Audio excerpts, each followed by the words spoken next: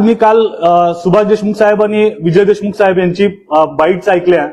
जे वातावरण निर्माण झालेलं आहे ते कुठंतरी असं दाखवतंय की ज्या लोकांनी हिंदुत्वासाठी बीजेपी उभा केली, ज्यांनी आपलं पूर्ण आयुष्य त्यामध्ये दिलं, त्या लोकांना डावलून आज जे गुंड प्रवृत्तीचे लोक आहेत, जे 2 नंबर धंदेवाले आहेत, त्यांना बीजेपीमध्ये प्रवेश दिला चाललाय आणि त्यांना तिकीट दिली चाललेली आहेत. मला सुभाष देशमुख सरांना आणि विजय देशमुख सरांना असं आव्हान करायचं आहे की आपण आपल्या कार्यकर्त्यांवर होणारा अन्याय जे तुम्ही सांगताय त्यापेक्षा तुम्ही एक काम करा, तुम्ही आम आदमी पार्टीमध्ये या.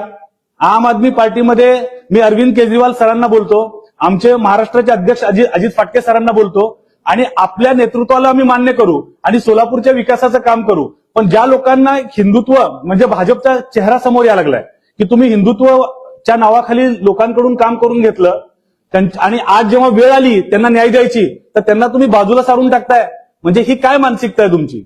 अशा चांगल्या लोकांना मी आवाहन करतो की आम आदमी पार्टीमध्ये तिरंग्याच्या खाली आम्ही काम करतो. आम्ही सगळे हिंदू, मुस्लिम, शीख, ईसाई आमच्या पक्षामध्ये सगळे बराबरीनं काम करतात आणि सर्वांना न्याय देतात. तर माझं हे आव्हान तुम्ही पोहोचवचाल ही अपेक्षा.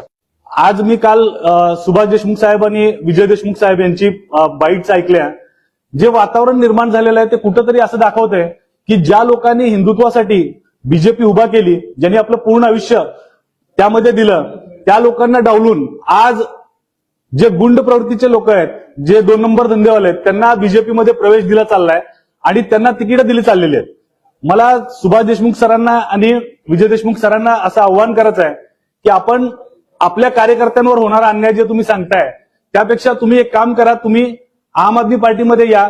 आम आदमी पार्टीमध्ये मी अरविंद केजरीवाल सरांना बोलतो, आमचे महाराष्ट्राचे अध्यक्ष अजित फाटके सरांना बोलतो आणि आपल्या नेतृत्वाला आम्ही मान्य करू आणि सोलापूरच्या विकासाचं काम करू. पण ज्या लोकांना हिंदुत्व म्हणजे भाजपचा चेहरा समोर यायला लागलाय की तुम्ही हिंदुत्वच्या नावाखाली लोकांकडून काम करून घेतलं आणि आज जेव्हा वेळ आली त्यांना न्याय द्यायची तर त्यांना तुम्ही बाजूला सारून टाकताय, म्हणजे ही काय मानसिकता आहे तुमची? अशा चांगल्या लोकांना मी आवाहन करतो की आम आदमी पार्टीमध्ये तिरंग्याच्या खाली आम्ही काम करतो. आम्ही सगळे हिंदू, मुस्लिम, शीख, ईसाई आमच्या पक्षामध्ये सगळे बराबरीनं काम करतात आणि सर्वांना न्याय देतात. तर माझं हे आव्हान तुम्ही पोहोचवचाल ही अपेक्षा.